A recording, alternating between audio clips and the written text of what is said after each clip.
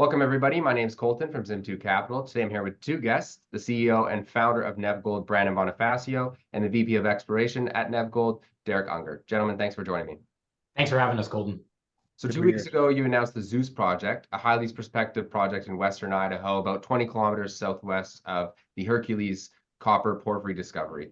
And then today, you're announcing the positive porphyry potential on that Zeus project. So how has this potential been determined by your geological team?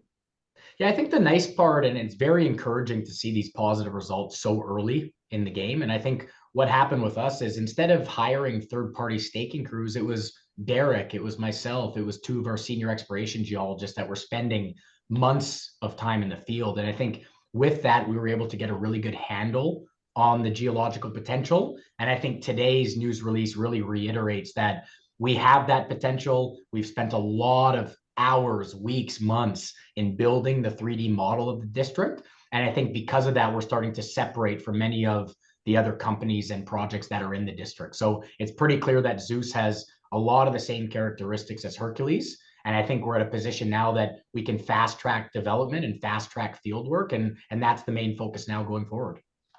And Derek, what similarities are you seeing between the Zeus project and the Hercules project? Yeah, the Zeus project really stood out as a near identical twin in terms of what you see at Hercules.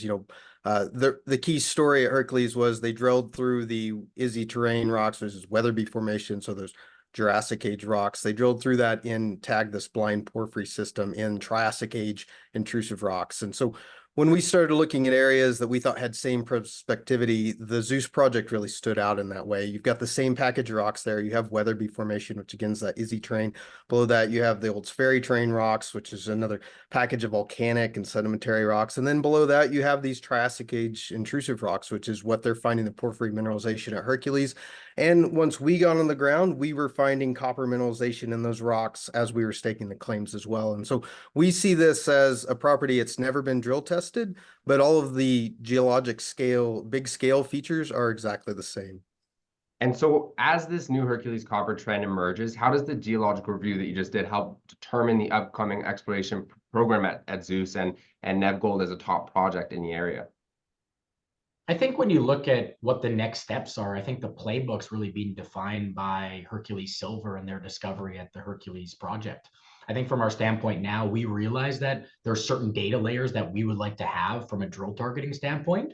Those would include a robust surface mapping exercise, doing a full grid of soil and rock chip sampling, and then some of the IP and geophysics that have vectored and worked well at Hercules. That's a short exercise, front to back, approximately 2 months. So the main focus now is starting that in May, getting it done quickly, and then defining drill targets so we can potentially try and drill our best defined targets this year in this field season. So that's the main focus of ours now. And I think with the work that we've done to date, it allows us to do that, and it allows us to move quicker than most in terms of defining drill targets and potentially drilling in the 2024 field season.